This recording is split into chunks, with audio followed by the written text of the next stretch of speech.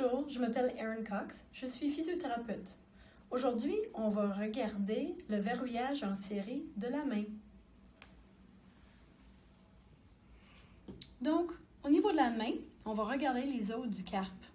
Donc, on a le trapèze qui est vis-à-vis la première métacarpe, le trapézoïde qui est vis-à-vis le deuxième métacarpe, le capitatum qui est vis-à-vis le troisième métacarpe, puis le hamatum qui est vis-à-vis le quatrième et cinquième métacarpe.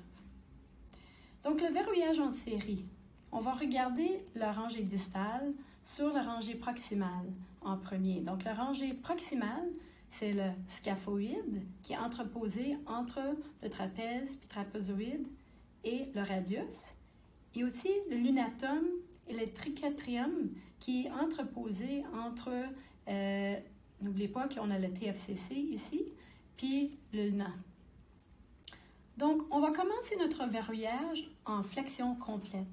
Donc, qu'est-ce qui va se passer? C'est que la rangée distale va se verrouiller sur le scaphoïde. Sauf qu'on ne va jamais inclure le trapèze parce qu'il faut que le trapèze reste libre pour avoir le pouce pour prendre une prise. Donc là, on va regarder le trapézoïde, capitatum puis hamatum. De flexion vers le neutre, ces trois os vont se verrouiller sur le scaphoïde.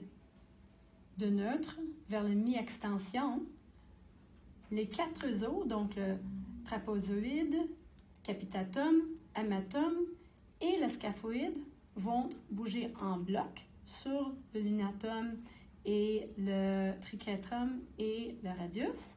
Puis ensuite, le plus qu'on approche entre le mi-extension et l'extension complète, tous les os du carpe vont être en bloc.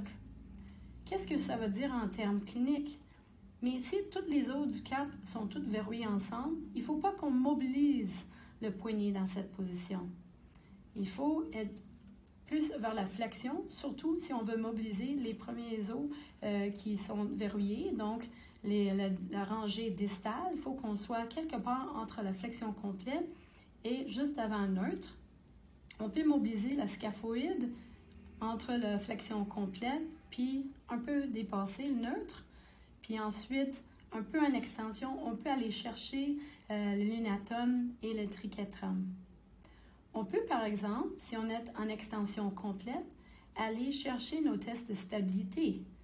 Donc, on peut aller un peu en dehors de notre fin extension pour faire une épreuve de la stabilité des ligaments. Merci.